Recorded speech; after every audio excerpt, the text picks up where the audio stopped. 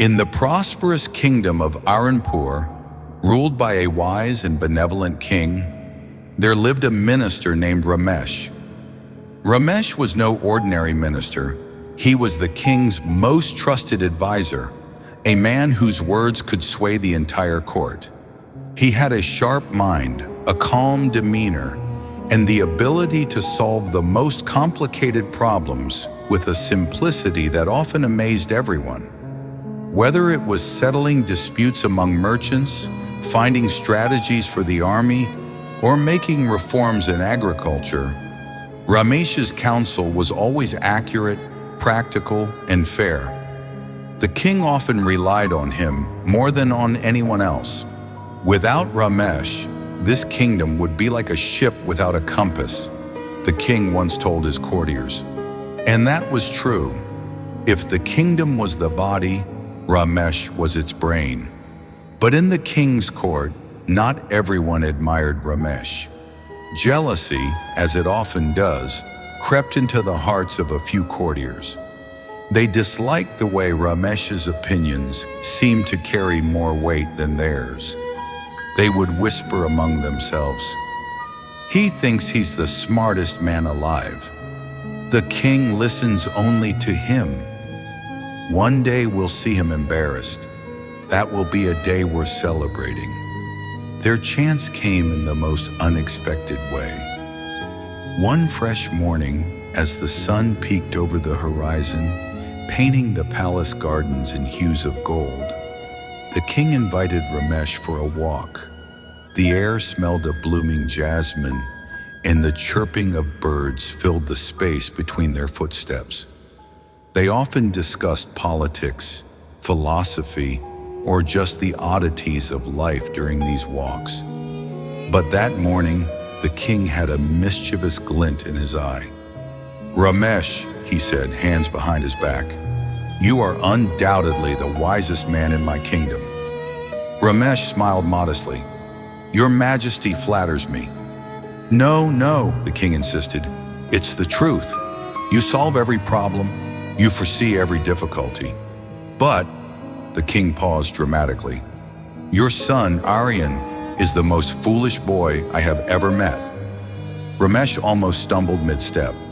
"My son? Foolish? Why would your Majesty say that?" The king chuckled. "Every morning, when I visit the market to greet my people, I see your son there. I ask him a simple question. Which is more valuable, gold or silver? And every single time, without fail, he says, 'Silver.' Then the entire crowd laughs. He's been giving this ridiculous answer for weeks." Ramesh's brows furrowed. "That is strange. My son knows the value of gold. I taught him myself." "Well," the king said with a grin, "either he's forgotten your teachings, or he's truly not the brightest gem in the box." The remark stung Ramesh's pride. He decided not to argue with the king, but his mind was already set on getting to the bottom of this mystery. That evening, Ramesh returned home and called Aryan to his study. The young boy, about 16, entered with a cheerful smile.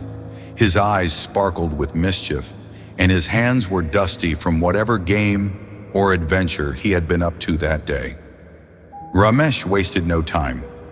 "Aryan, tell me truthfully, what is more valuable, gold or silver?" "Gold, of course," Aryan replied instantly. "Then why?" Ramesh asked sternly. "Do you tell the king that silver is more valuable? Do you have any idea how foolish you make us look? Today the whole court laughed at you, and I had to stand there silently." Aryan grinned as if his father had just walked into the punchline of a joke. "Come with me, father. I want to show you something." He led Ramesh to his bedroom and pulled out a small wooden chest from under the bed. The box was heavier than it looked.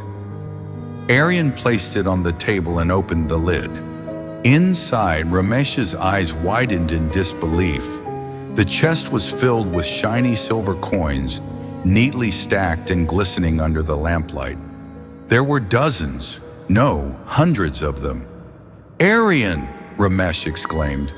"Where did you get all this?" "From the king," Arian said with a shrug, as if it were the most obvious thing in the world. Ramesh blinked. "The king? How?" Arian explained calmly. "Every morning in the market, the king calls me over. He shows me 2 coins, one gold, one silver, and asks, which is more valuable? I pick the silver coin. He laughs, the crowd laughs, and then he lets me keep it. If I ever pick the gold coin, the game will be over, and I'll stop getting coins. Why trade a single gold coin for a daily supply of silver coins?" Ramesh was speechless for a moment, then burst into laughter. His son's logic was flawless. It wasn't foolishness. It was patience and long-term thinking disguised as ignorance. The next day in the royal court, a few jealous ministers began their usual gossip. "Did you see Ramesh's son yesterday? Silver over gold. What an idiot." They laughed, imagining Ramesh fuming at home.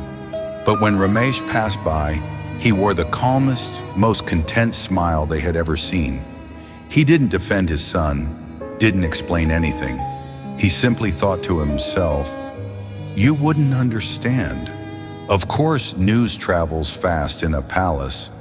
Eventually, the king heard the true story from a merchant who had witnessed Arian's silver hoard.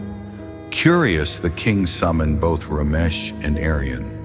When Arian stood before him, the king said with mock seriousness, "So, young man, I hear you have been playing me for a fool."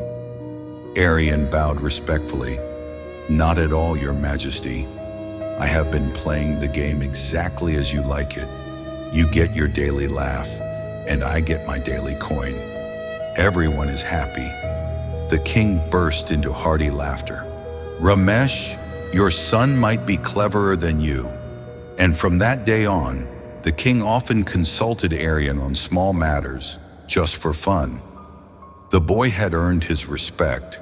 This story spread throughout Aranpur, but not because Arian bragged about it. In fact, he told almost no one.